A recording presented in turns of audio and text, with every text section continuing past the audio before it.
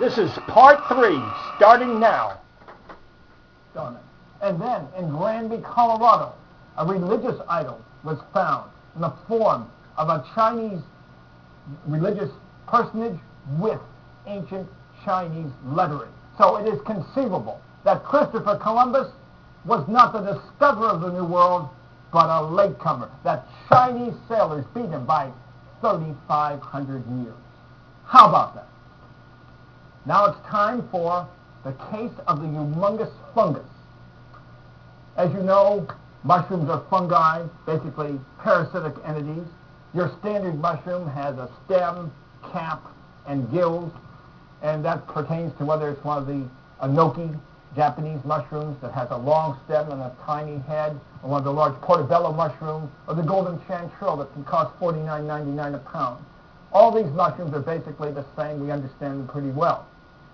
And just for a little aside here, if you ever do buy any of those expensive mushrooms, such as the golden chanterelle, don't put them in a plastic or paper bag when you have them rung up, because you'll be paying up to $49.99 a pound for the bag or plastic bag. So instead, put them on the counter loose, then have them bagged. A little consumer tip that might save you a few pennies.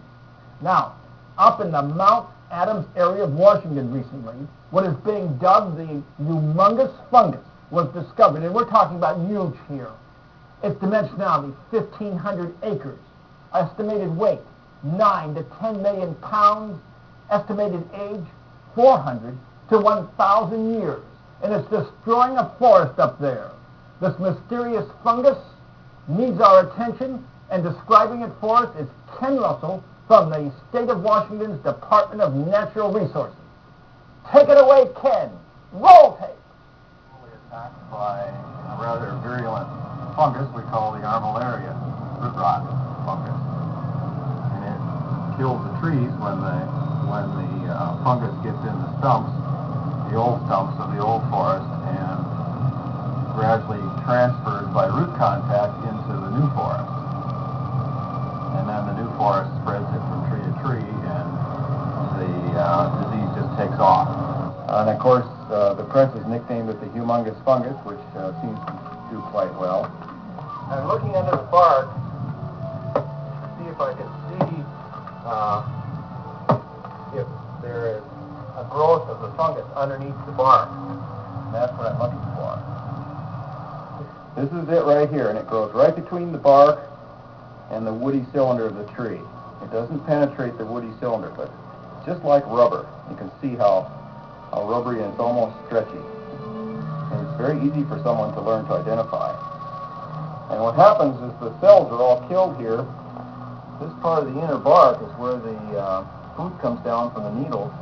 And when the fungus moves up and kills those cells, they just don't conduct any liquids in food anymore.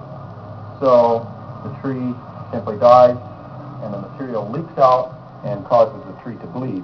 That's terrible. What it's doing is moving into a few of the smaller saplings here, and even though there's a nice regrowth of pine here, and it looks very nice, all these trees are doomed. Oh, no. Within 15 years, many of these trees will be dead. Oh, no. We're standing in a pile of Don't say stumps it's true. that represent the old forest, and these stumps are the food base for this bad guy fungus.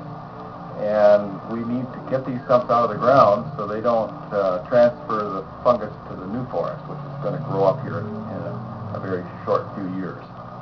We're trying to make this life as tough for this fungus as we can. We don't necessarily want to totally kill it out, because we probably can't, but we just want to make life tough for it.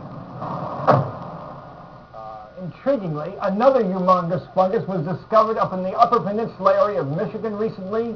It's a bit smaller, weighs 200,000 to 300,000 pounds, covers about 400 acres, and may be up to 1,500 years old. And a key question here, where did they come from? And are there others on our planet destroying forests, these vicious parasites? Well, one theory is that they might be alien spores that had been drifting through space for eons, and then became entrapped in the Earth's gravitational field, taking root here, and now causing that destruction that you've just witnessed. Something to ponder. Now, until next time, may the power of the cosmos be with you. Yes, yes, yes.